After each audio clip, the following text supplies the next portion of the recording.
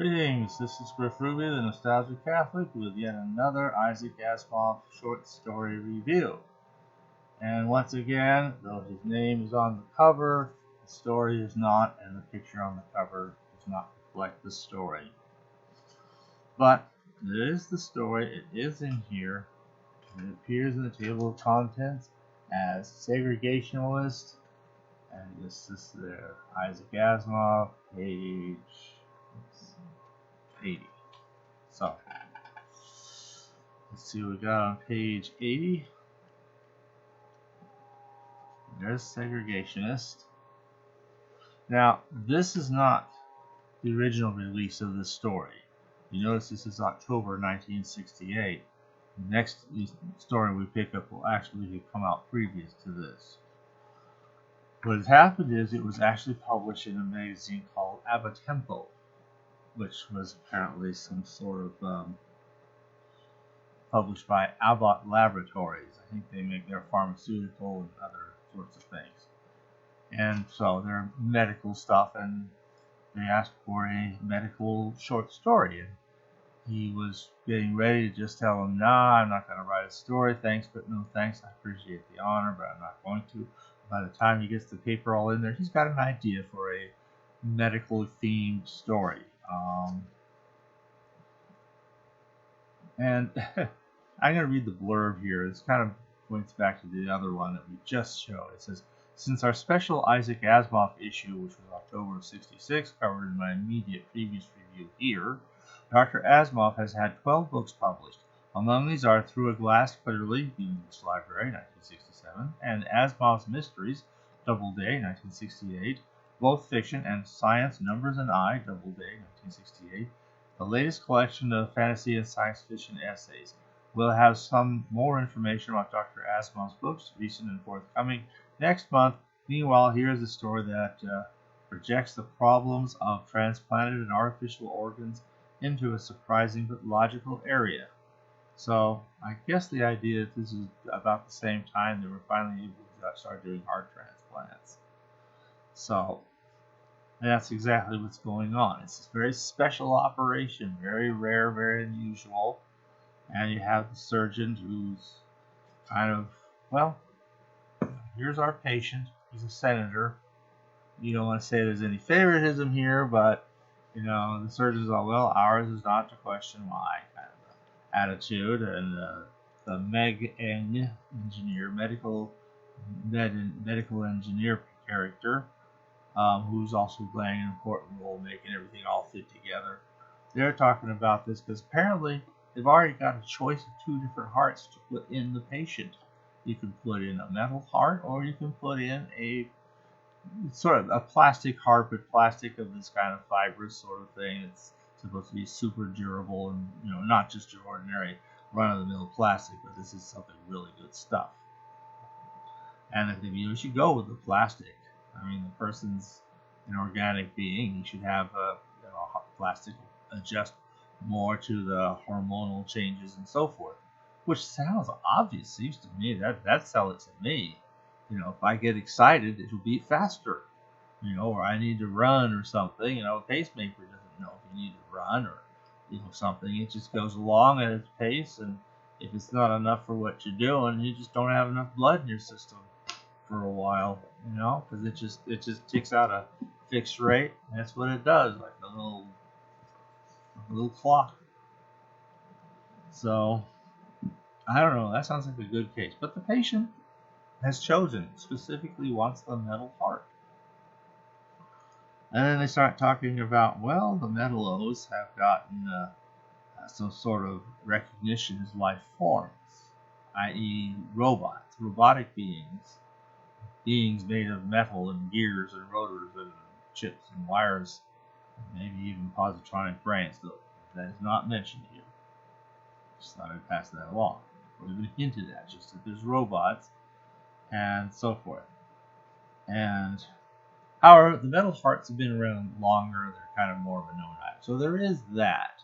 You know, you're getting something that has a track record and apparently a good one. So whereas the plastic or fiber type heart is a newer thing. It's not quite so tried and true. Um,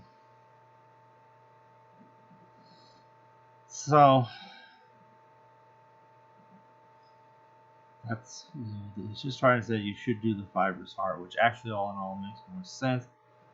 But I guess what's happened is now that robots have been recognized as beings with rights just as much as organic beings are, robots or metallos, it's okay to make yourself into a robot. Nobody's afraid of, well, if there's more metal than organic, maybe you're not a human being.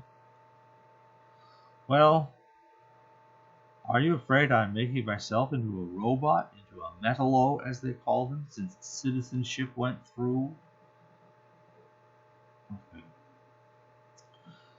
Why, you're a human being. Why not stay a human being? Because I want the best, and that's a metallic heart. You see to that. Well, all right, you get what you asked for. You signed all the permissions and everything, and you will be fitted with a metal heart. And so forth. So, you finally decided to do that. Well, you'll get a hybrid. Something, you get something that's not both but neither. You get beings that are part flesh and part metal.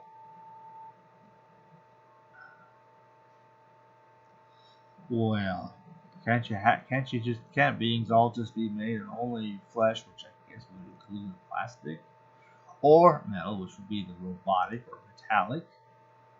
Well, that's kind of being segregationist, don't you think?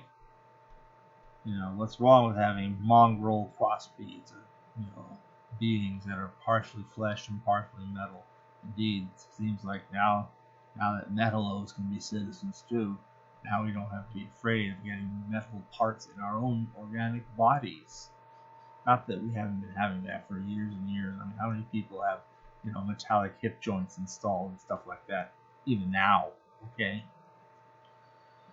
And the big surprise, there's a little, small surprise at the very end, simply pertains to the doctor, but that's okay. He had to write a story, so he wrote a story. This story is included in Nightfall and other stories, and has the peculiar distinction of being the last story he wrote he gathered into this collection. So he talks a little bit about how this story came to be written. So anything here we're talking about. He says that in the spring of 1967, this is from Abba Temple, for which he originally wrote the story. I received an interesting request. It seems there's a periodical called Abba Temple, supported by Abbott Laboratories, a respected pharmaceutical firm. It's a slick paper, impressively designed job with excellent articles on various medical and near-medical subjects. I wonder if it would have had artwork. That's neither the book nor the fantasy and science fiction magazine version feature any artwork of any sort. Okay, it's not distributed in the United States, but there is an English edition. The editor of Abba Temple wrote to ask me to write a 2,000-word science fiction story on the subject of medical interest that physicians would find it what's interesting, amusing, and thought-provoking. And I was just as swamped with that moment I'm all the other moments, so I sighed, put a piece of paper in my typewriter, intending to write out a polite refusal.